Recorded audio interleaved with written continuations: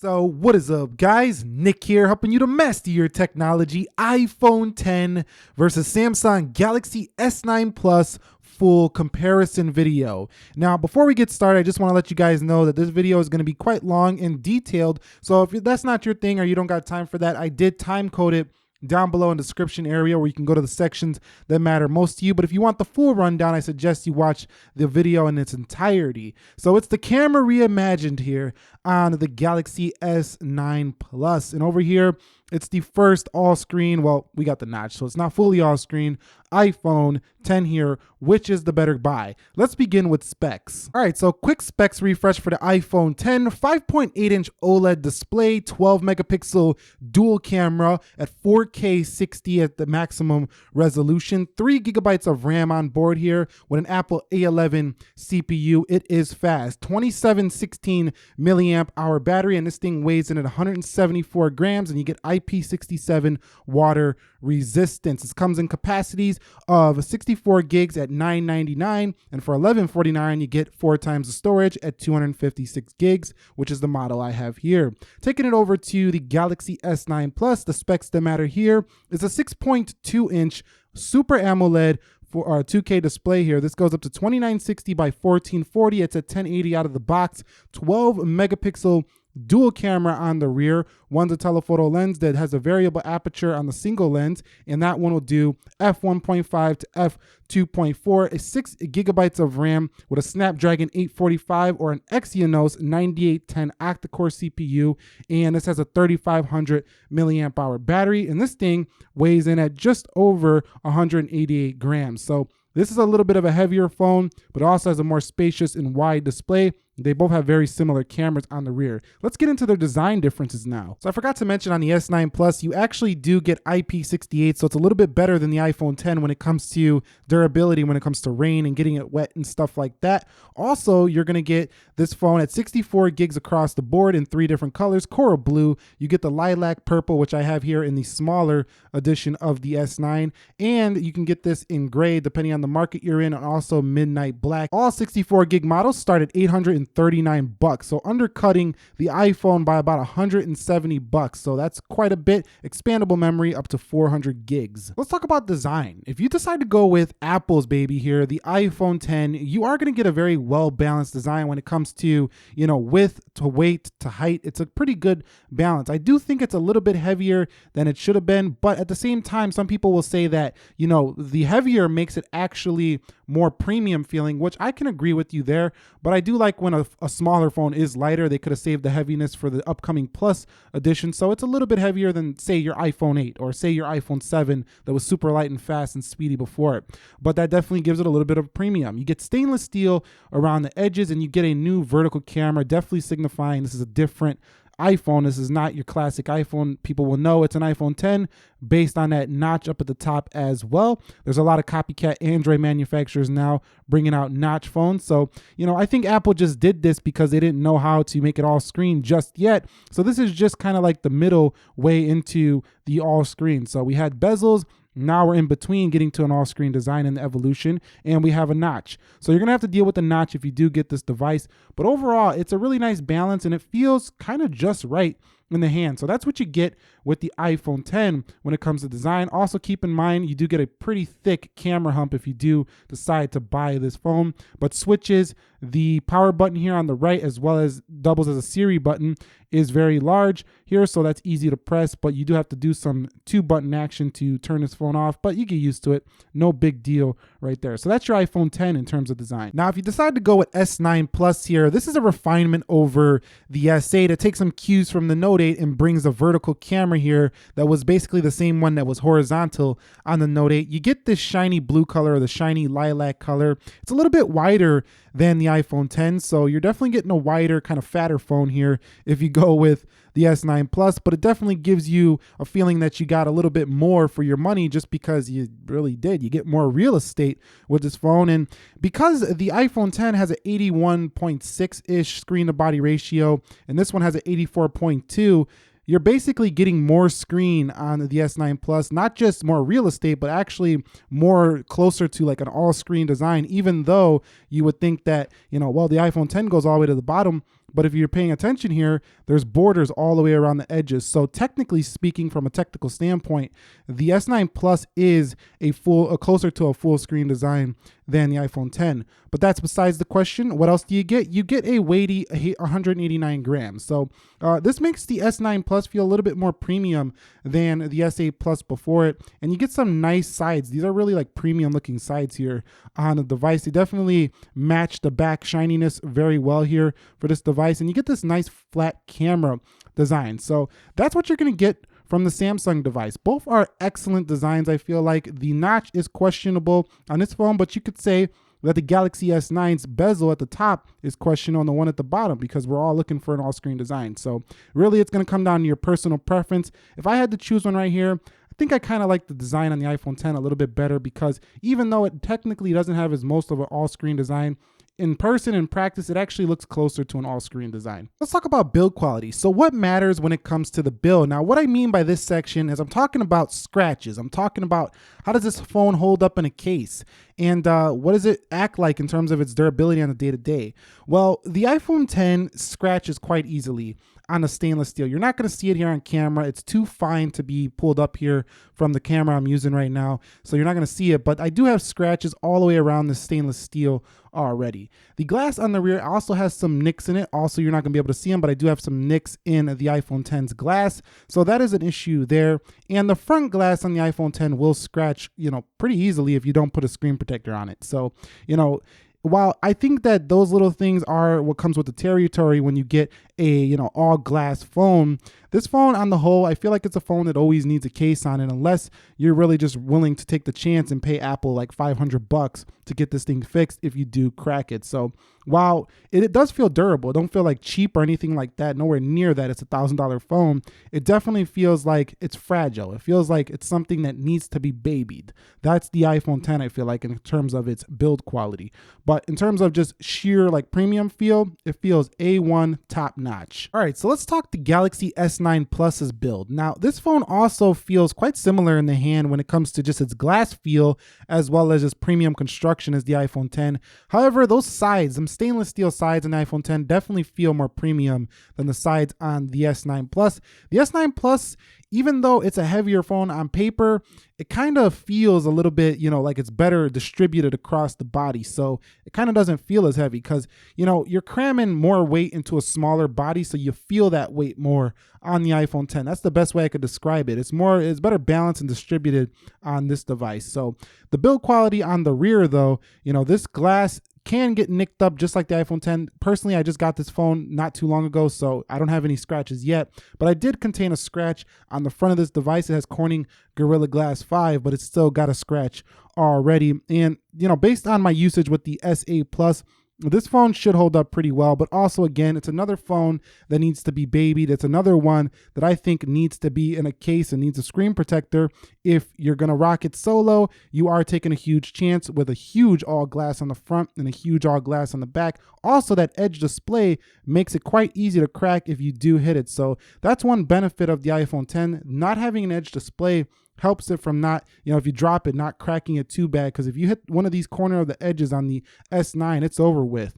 So basically, in terms of build quality, I do think I like the S9 Plus's build quality just a little bit better, because I found that the iPhone 10 scratches easier than the Galaxy series of phones. So I would go for the S9 Plus when it comes to build quality. All right, so let's talk about the display. On the iPhone 10 will begin. The iPhone 10 is an OLED display sourced by Samsung. We already know this, and tuned for accuracy and color, calibration by Apple themselves. If they really had the choice, they wouldn't have chose Samsung to make their display, but they know that Samsung is the best when it comes to this, so why not? But they had to have their own take on it, and they made the OLED display, it kind of looks like an LCD display. I got to be honest with you. You expect to get an OLED display that just zingy, just punches out at you. And if you were thinking about getting an iPhone 10 and you think that's going to happen, it's not happening here. This device is going to look very similar to an LCD display in terms of the color accuracy. Now, granted, of course, it's OLED, so it still has deeper blacks. The colors are still slightly more vivid than the iPhone 8 Plus, for example. But if you go with the iPhone 10, don't expect it to punch out at you like a Galaxy series, like a OnePlus 5T, for example. It's just not going to do it. It's not going to do it at all. Now, over here on the S9 Plus, that's a totally different story. This phone has the best display ever rated in period on a smartphone, and for good reason. You can change this display to go all the way up to, 2K resolution, whereas the iPhone 10 doesn't quite hit that, but it also has 529 pixels per inch. The iPhone 10 is under 500, so it's a sharper display, a bigger display, better rated, and it also has the ability to tweak it, and you could change the modes here. So in terms of display, if you want color accuracy, you got to get the iPhone. If you're a photographer and you don't want to see like colors that don't look super realistic, then you definitely don't want the S9 Plus. You want the iPhone 10. But if you want a display for content consumption, consuming media, as well as taking pictures that just stand out and you're ready to go ahead and share them without doing any editing, I feel like the S9 is the phone for you. This display is just phenomenal, and so is the iPhone 10s. But again, finally, it just comes down to that right there. But if you want pure sharpness, you want the S9 Plus. Again, if you want better skin tones and stuff like that, realism, you want the iPhone 10. Personally, if I had a choice, I would probably, if I only had one phone, I'd probably go with the S9 Plus because of the tweakability of this display. Even though I might get a super saturated display, I can quickly go into settings and change it to look more closer to an iPhone 10. So I think the level of control around this display makes it the better choice for me. Now, when it comes to watching videos, both of these displays will present you a great video experience until you pull out the full screen. That's when a notch tends to get in the way of the iPhone 10, and that becomes quite annoying when watching videos. This is one of the only like major annoyances I really have with the iPhone 10 and reading, when the reader mode cuts into my text. But going over here on the Galaxy S9 Plus, if you're to watch a display or a video on this display, you're gonna have a more immersive experience. However, the S9 Plus is not also without its faults. Let me go into a different video here. This phone also has its faults as well. Like when you zoom all the way in, it cuts into your content as well. So you'll see this in just a second. So when I cut in, you see how the Note 8 is in the frame, and then I pull it out and it's out of the frame. That happens here a lot on the S9 Plus, but you get a bigger canvas and you get a little more deeper blacks as well as a little bit more zingy colors. So I think the better movie watching and video watching experience is definitely the Galaxy phone. All right, so let's talk about software. Well, you know what you get with the iPhone 10. You get iOS 11, but you also get this new gesture-based interface, which is definitely going to take some getting used to if you're not used to this, gesture-based. So you got to kind of swipe up to go to your apps, swipe away to go out, and it's pretty easy and intuitive once you get used to it. But if you're just like want to be comfortable, you want your home button, you're definitely going to want to like the S9 Plus here. Now, in terms of software updates, the iPhone 10 is definitely going to be updated much longer and much quicker than the S9 Plus. That's guarantee because of the fragmentation of Android. So if you're a person who likes your OS updates, you like your security, you want the iPhone 10 here. And if you don't really care about, tweaking your phone and changing things, and you just want a simple to use day-to-day phone, you want the iPhone 10. You're really going to like this. Animations are slick and smooth. It's got a nice refresh rate. The touch response has no lag. I mean, it's a very quick iPhone here, an iPhone 10, as it should be for the money you're going to pay for this device. Getting a little bit of mistaps there. That wasn't no lag. I just had a mistap. Don't say that was lag. You know that wasn't lag. So over here on the Galaxy S9 Plus, when it comes to software, we get TouchWiz or Samsung Experience version 9.0. Let's go down to software information 9.0, and you get Android 8.0 Oreo, which has done wonders for this device. It's now much snappier than it was on the 7.0. Now, the S9 Plus was never on that, but the Galaxies before it with Android Nougat weren't quite as snappy as this Android Oreo. And this new TouchWiz is even better than it was before when it comes to being light. Now, we're not going to talk about all the features here. We'll be here for the rest of our lives. But the Galaxy has so much features that you're going to have this phone for months and you're still going to be finding things on this device. It's just so loaded to the gills with features. I mean, it's incredible. But at the same time, that can complex your life a little bit. So you got to think about this. Simplicity or freedom? Simplicity or freedom? Security, well, they're both very secure, so we're not going to go there. But basically, that's what it is. Simplicity or freedom. Samsung doesn't care how you customize your phone. Apple does. It's their software. You're going to play by their rules or don't get an iPhone. It's as simple as that. All right, so let's talk the performance differences. So these phones are actually very close in performance. However, if you want a phone that is going to be a true, video editing powerhouse or, just a better gamer, you want the iPhone 10. in day-to-day tasks, the animations can be faster looking on the Galaxy S9 Plus. So if you want, just single core basic light stuff, you don't care about, video rendering and all that stuff, then the Galaxy S9 should be on par, if not look a little faster sometimes than the iPhone 10. But the iPhone 10 is going to give you a smoother look. So I feel like it's a little bit smoother looking with just the way it feels when it comes to touch latency and like input. So it just looks a little smoother. But the Galaxy S9 is much better improvement over the Galaxy S8 Plus. So when it really comes down to it in terms of performance, all you got to ask yourself is, am I going to be doing heavy stuff? Then you don't even want to consider the S9 Plus when it comes to like, oh, I'm going to run my entire YouTube channel off a phone. I mean, you could consider S9 Plus, but you'd be much better served with the better video editing apps on here.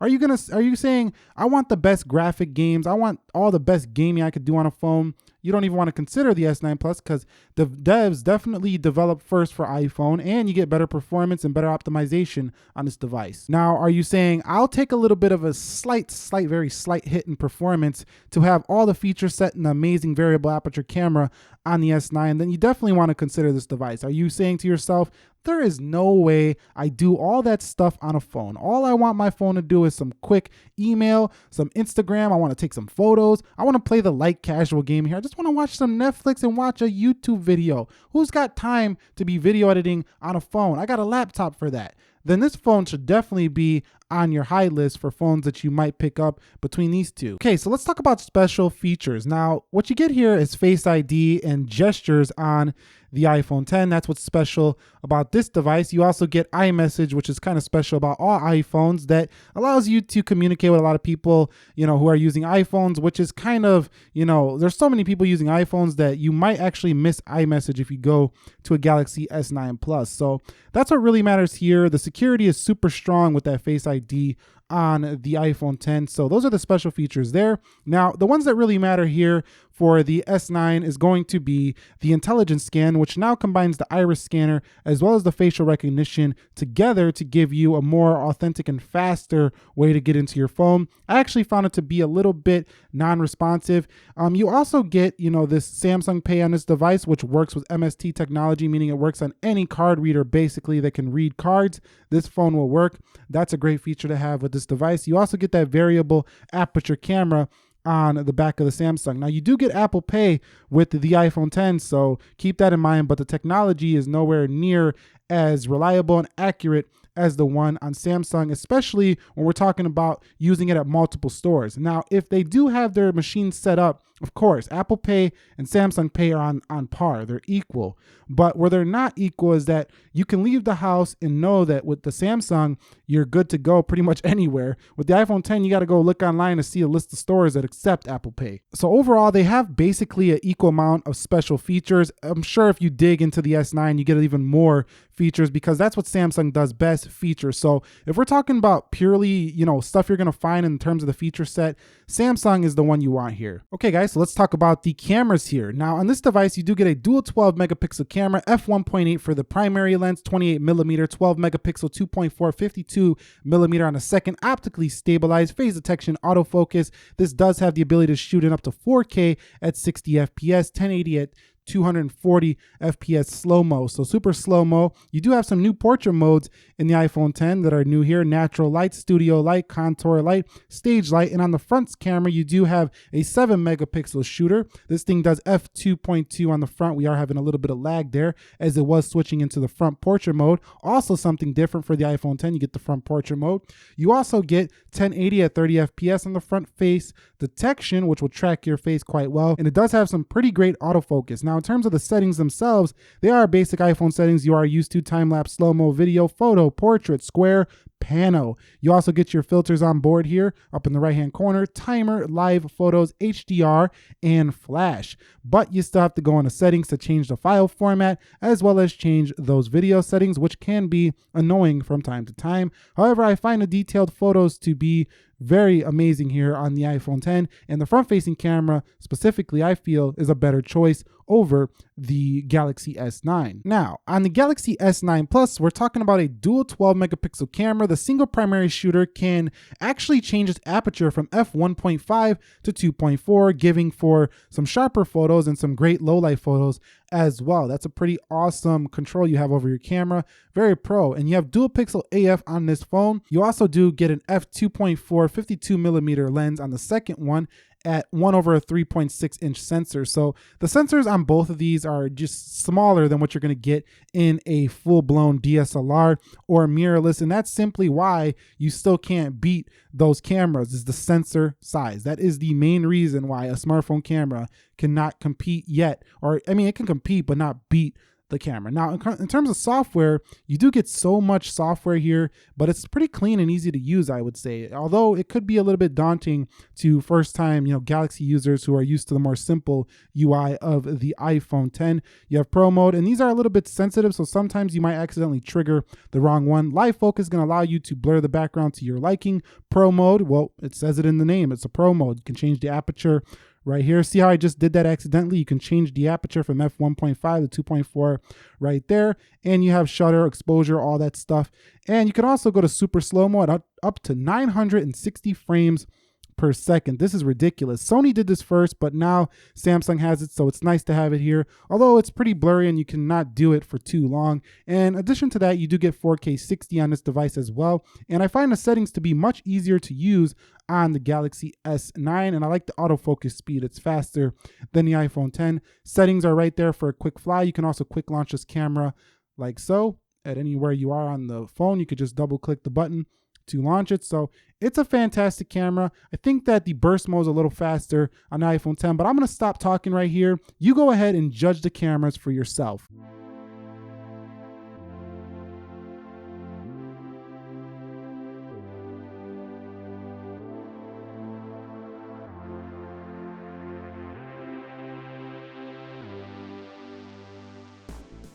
That's it. What'd you think? Which one was better, the iPhone 10 or the Galaxy S9 Plus? I'm going to tell you how I feel about them. So the S9 Plus is the one I would choose for personal use because I feel like it produces those photos you just want to share right away to your social feed. They're very vibrant, beautiful, and they're just like wow factor kind of photos. Now on the iPhone 10, this is the phone I would use for professional photos where I snap the photo, I go into Lightroom, I go ahead and edit my photos or I edit my videos. The professional will probably like the iPhone 10's accuracy more than the Galaxy S9's more vivid, but not super realistic looking, photos. So that's how I would say it here. Now, in terms of video, both of them are pretty close and evenly matched. So you really got to decide if you can deal with the 10-minute shutoff time on 4K for the Galaxy S9 Plus and the 5-minute shutoff time for the 5 minutes. So if you want video to continuously keep rolling forever, you definitely want iPhone 10. But that expandable storage makes it really easy to transfer your files here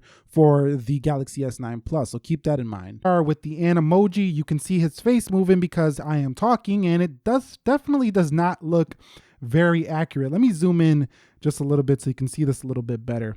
But he definitely doesn't look very accurate. That's not what I'm doing with my eyes. And you can go to this little bunny rabbit mode and you can go to this little bunny rabbit. You can do these like little, other stickers. I don't know what these are, but they look kind of weird. So I don't know, but you have a bunch of stuff you can customize and put a little hat on me while I'm recording this video, little gangster hat, and then go over here and see how that just triggered. Sometimes that happens. I told you very sensitive earlier.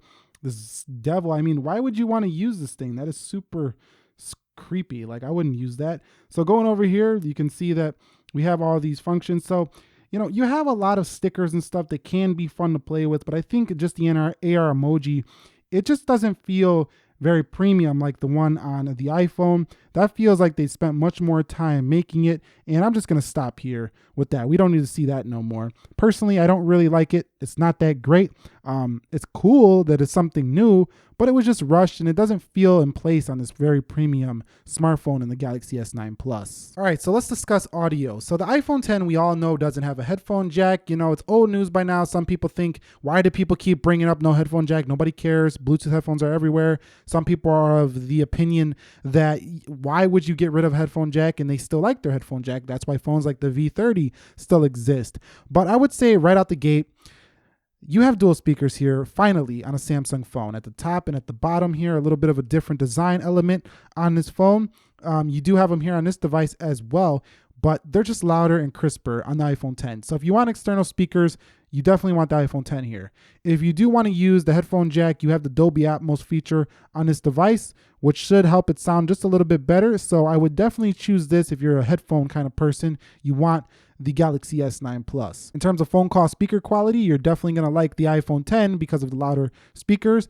But when you want to, just plug your headphones in and talk on the phone real quick, you're definitely going to want this because you're not going to have to look for a dongle like you would on the iPhone 10 to find, your headphone dongle and then put your headphones in, unless you're going to just use the Lightning headphones, but not everyone's going to use the Lightning headphones. Okay, so let's talk about phone calls. Now, I find that the iPhone 10 actually doesn't have a better phone than the Galaxy S9 Plus.